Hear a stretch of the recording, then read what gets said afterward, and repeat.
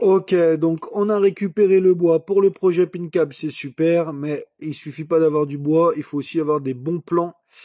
Donc je vais te présenter ce que j'ai dessiné pour le projet PinCab. Donc voilà, si tu savais pas, maintenant tu sais, un PinCab c'est un flipper virtuel.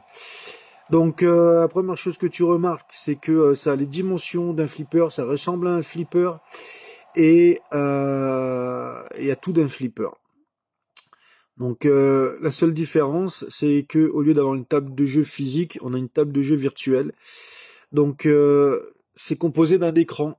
Donc ça peut être un moniteur d'ordinateur, un écran de télé, ça peut être un peu ce qu'on veut au choix. Et voilà, avec un pin cab, on va reproduire le fonctionnement d'un flipper réel. Et tu verras donc en suivant les vidéos, en t'abonnant à la chaîne et en likant mes vidéos pour ne rien rater du contenu. Donc tu verras dans le contenu à venir que on va reproduire tous les éléments d'un flipper pour avoir toutes les sensations d'un flipper réel et que on va mettre en place un système qui permette d'avoir des sensations de jeu ultra réalistes.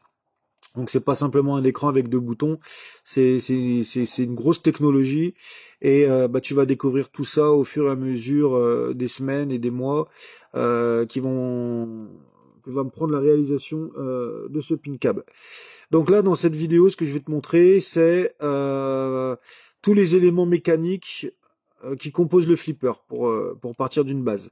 Donc ici j'ai réalisé des plans. Pourquoi? Parce que je fabrique ma caisse et mon fronton. Il existe des kits évidemment prêts à équiper, j'ai envie de te dire. Moi, voilà, je voulais du sur-mesure, je voulais quelque chose qui me corresponde, qui me ressemble, donc du 100% custom. Et voilà, donc je vais te montrer en fait tous les éléments qui vont constituer la partie, l'enveloppe de ton pin cab. Donc voilà, on commence par une planche de fond sur laquelle on va venir appuyer donc les éléments de la cabine. Donc voilà, une planche de côté. On va mettre une planche de fond. On va mettre une planche de face. Et sur cette planche de face, on prévoira une découpe pour la porte, si tu veux une porte. Hein. Après, tout est optionnel, on fait bien ce qu'on veut. On est 100% libre. On fait quelque chose à son image. Donc moi, je veux reproduire un flipper. Donc on va mettre une porte avec double monnayeur et on pourra même rendre ces monnayeurs fonctionnels. La porte, comme toute porte, elle est avec une serrure. Donc on pourrait même, si on voulait, mettre des pièces pour faire fonctionner le pin cab. Ensuite, il nous manque la feuille de côté. Et voilà, on commence à avoir quelque chose qui ressemble à une caisse de flipper. Donc ici, tu vois, j'ai fait un décroché, c'est volontaire, c'est parce que j'aime bien cet aspect. C'est un peu perdu. Ce type de montage, on le retrouve chez Gottlieb, surtout dans les années 90. Moi, j'aime bien. Tu verras par la suite pourquoi j'aime bien. Donc, on va rajouter ici deux traverses. Donc, composant 1, il est là. Sur cette traverse ici, on pourra venir mettre une baguette guide-vitre et on va mettre voilà, la tablette supérieure sur laquelle viendra reposer le fronton. Donc là, on a tous les éléments bois de la cabine. Maintenant, on peut passer aux éléments bois du fronton. Voilà, donc là, une tablette inférieure, une tablette intermédiaire, voilà, une tablette supérieure. Et on peut mettre donc une tablette de fond, comme ceci. Et donc là, il nous manque les deux côtés. Un côté et deux côtés. Donc là, voilà, on a toute la partie bois de notre structure. Donc à partir de là, on peut voilà, se faire des plans côté et retrouver toutes les dimensions pour la coupe. Ici, un petit oubli, j'ai oublié de représenter la planche de fond. Mais tu vois, ici, il manque la planche de fond du fronton, mais bon, c'est pas grave. Maintenant que j'ai mes plans, ce masque ne m'est plus utile. Ensuite, voilà, donc ça, c'est pour le côté aspect bois. Donc,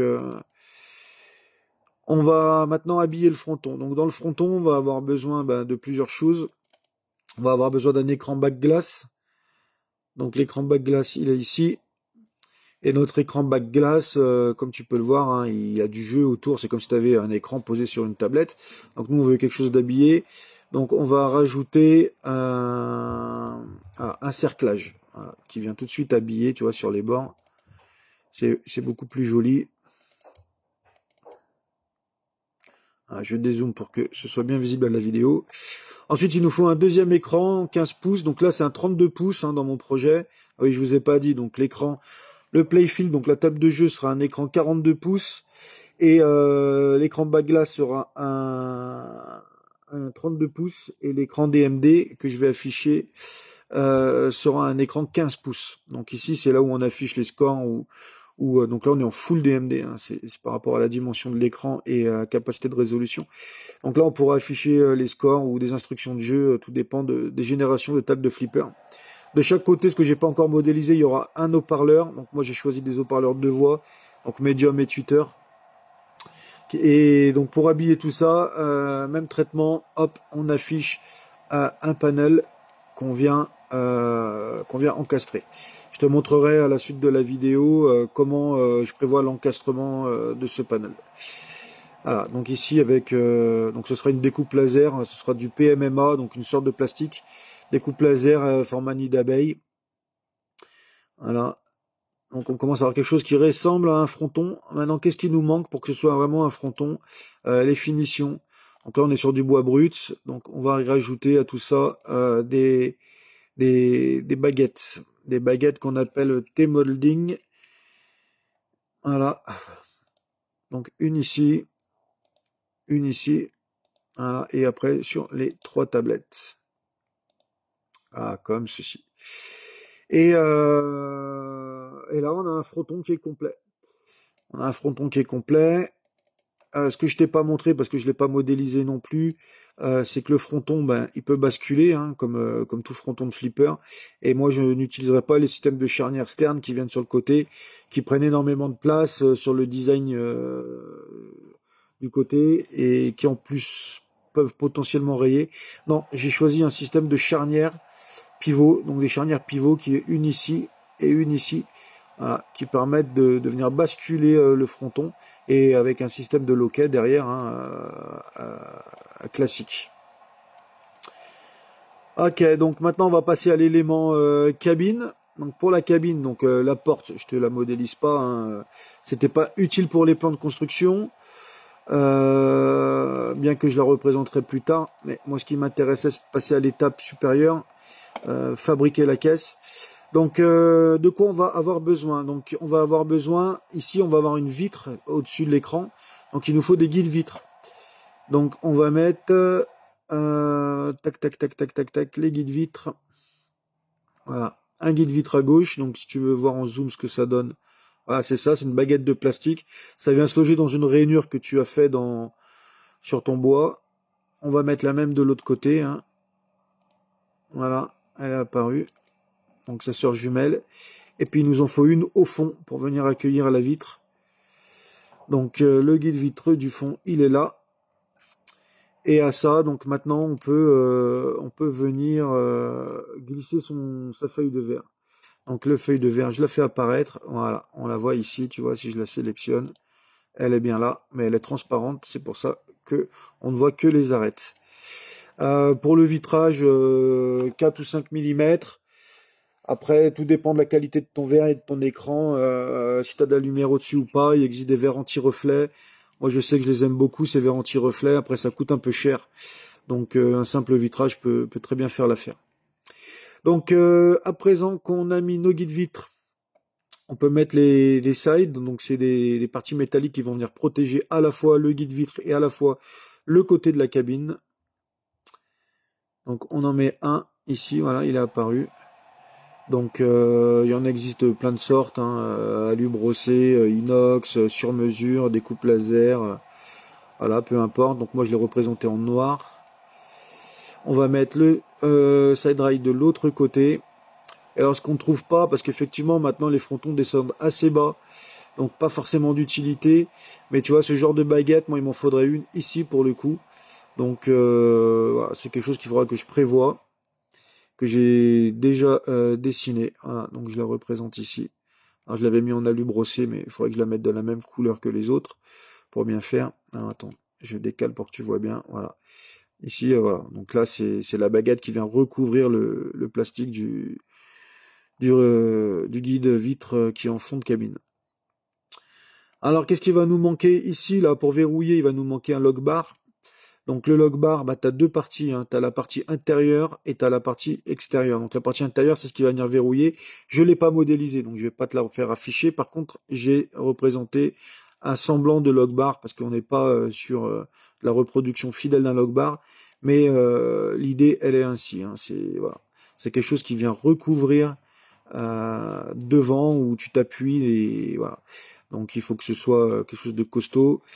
Et là, par contre, c'est pareil, hein, vu les dimensions qui sont pas standards, il va falloir passer sur du sur-mesure. Parce que moi, ce que je voulais, c'est que mon écran rentre bord à bord, avec quelques millimètres de jeu, que tout soit parfaitement intégré, épousé. Donc, j'avais pas le choix. Maintenant, qu'est-ce qui nous manque pour notre cabine? Il va nous manquer des pieds. Donc, on va afficher 4 pieds, 4 pieds noirs. Et là, voilà, tout de suite, on voit que on a un flipper. Maintenant, il va nous manquer les trous, donc les boutons, hein, que ce soit bouton start, il va manquer le lance-bille, il va manquer les boutons de batteur, les magnets que j'ai pas représenté, mais ça c'est non essentiel pour la construction de la cabine. C'est pour ça que je l'ai pas représenté. Ici, je voulais pouvoir couper mon bois, assembler mes panneaux. Donc pas d'utilité de les représenter, mais dans les évolutions futures, vous les verrez apparaître. Et maintenant, bien évidemment, le principal, voilà, l'écran OLED 4K qui va venir en lieu et place, donc épouser parfaitement les cotes de la cabine pour donner un rendu réel et réaliste. Alors voilà, maintenant on peut passer à l'étape suivante qui est l'étape construction. Donc je vais quand même à la suite te montrer tout de suite ce que j'ai prévu pour venir intégrer ce panel et pour la suite des évolutions. Les vidéos vont suivre, donc abonne-toi. Je te remercie d'avoir suivi, je te dis à très bientôt. Salut à toi. Donc là je prévois du PMMA noir mat, du PMMA qui sera découpé au laser sur une commande numérique découpe et gravure laser. Et donc pour l'intégrer, je voulais pas en fait un système d'aimant. Pourquoi? Parce que si je fais une découpe parfaitement rectangulaire à la forme de mon encastrement, je suis quand même pas à l'abri d'avoir ne serait-ce qu'un millimètre de jeu de chaque côté, voire un petit voile de la planche, hein, aussi léger soit-il. S'il y a un voile, ça fera du jour où ça viendrait écraser, contraindre la plaque. Donc on sera pas parfaitement, on n'aura pas une jonction parfaite ici. Et idem en bas, on n'aurait pas une jonction parfaite. Donc l'idée que j'ai mis en place, c'est la suivante. Voilà, donc vu de côté, j'ai fait un système de rainure et de glissière. Donc on va le voir ici en zoomant. Ah, c'est trop zoomé. Hop, revient, voilà. Donc qu'est-ce que c'est? C'est une rainure en fait, c'est une rainure hein, de 5 mm de large. En PMMA fait 4 mm et elle est profonde de 4 mm. On va vérifier, mais il me semble que c'est ce que j'ai mis. Voilà, 5 mm même. Donc elle rentre de 5 mm en bas et elle va rentrer de 5 mm en haut. Alors, qu'est-ce qu'il me fait? Hop, voilà. Donc 5 mm en haut. Donc voilà, ici. Donc en fait, l'idée c'est quoi? Donc là, c'est une barre, hein, c'est une barre de bois que j'ai mis tout du long, qui fait office en quelque sorte de guide. Parce que l'idée c'est de venir incliner la plaque, la faire glisser pour qu'elle monte au plus haut de la rainure supérieure, pour pouvoir la rentrer dans le logement et la laisser redescendre dans la rainure inférieure. Voilà. Comme ça, il n'y a aucun jeu visible. Elle est parfaitement encastrée. Après, il restera bien évidemment les côtés, hein, où là, elle sera pas encastrée. Mais les côtés, il y a quand même beaucoup moins de longueur. On a un peu plus de 20 cm. Donc, c'est beaucoup moins de distance que les 70 centimètres qu'on peut avoir sur la longueur ici. Bah écoute, voilà, n'hésite pas, hein. Vas-y de tes commentaires, c'est le moment ou jamais.